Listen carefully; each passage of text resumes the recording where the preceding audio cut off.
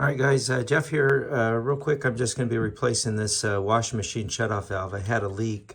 It's actually in the guts of it up here. So I could have actually replaced these pieces here to do it, but I kind of figured it's on my way out.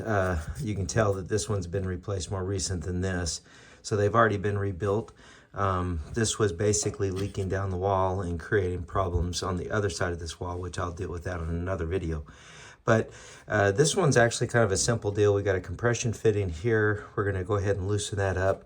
And then the one time that, I'm not a huge SharkBite fan, although I'm not as loud and vocal as other people about not using it. But the one time that I could see using a SharkBite, and I'll demonstrate that here today, is in this exact scenario here where I'm going to be able to see all of the connections. This is all going to be visible, and I don't have to worry about soldering or cranking on this pipe. The thing that you start to worry when you start doing anything is that your joints and your solder joints down below, anytime you start cranking, could crack, and those are less visible down in the wall. So this is a good opportunity here once I get this off to go ahead and just place that in, and we're gonna show that installation here in just a second.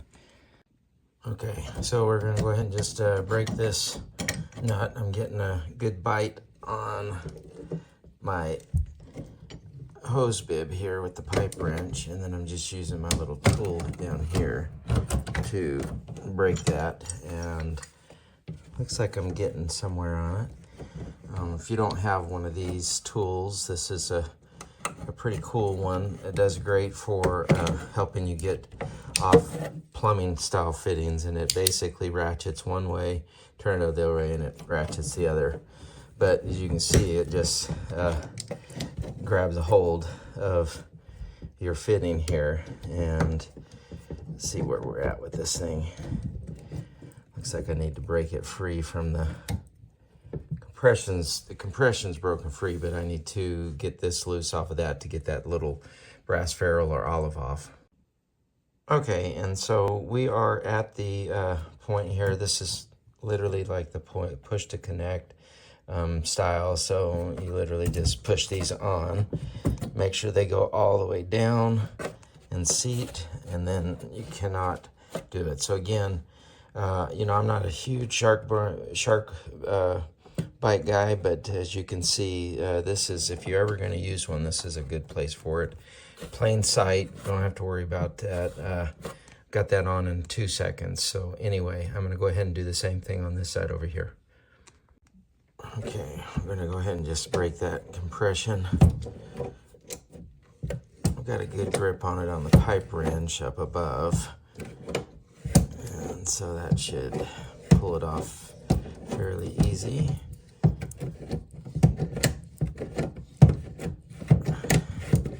Probably could even just spin this thing now. A little tighter than I thought it'd be, but yeah, that's kind of that, yeah. Okay. Now this one, that olive is down there a little bit underneath that nut, so we'll have to see what we're going to do about that. All right, so yeah, getting that little ferrule off wasn't as easy as this other one, but it's the same result. Just takes time, and of course you want to just make sure you're easy on the plumbing down below. So again, I'm just cleaning this up, just to make sure that SharkBite will slip down on that best of its ability here. So again, just cleaning that up, making sure we got a good shape in there, no burrs, everything looks pretty good on that. Get a rag here and kind of wipe that down and see what it looks like. Okay, yeah, so I think we're looking good.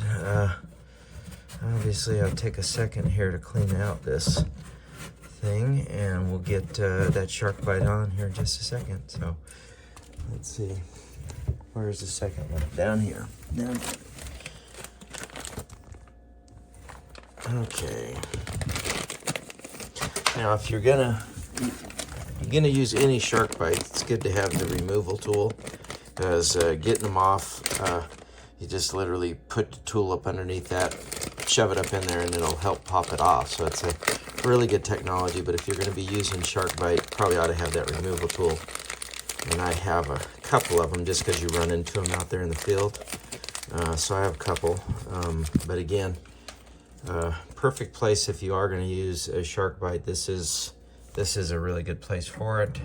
Simply press it on, make sure it's seated all the way, and as you notice, these two were installed at different heights. That certainly was pre-me. I would not like that myself, but anyway, there we are. So we're going to go ahead and turn the water back on, test these out.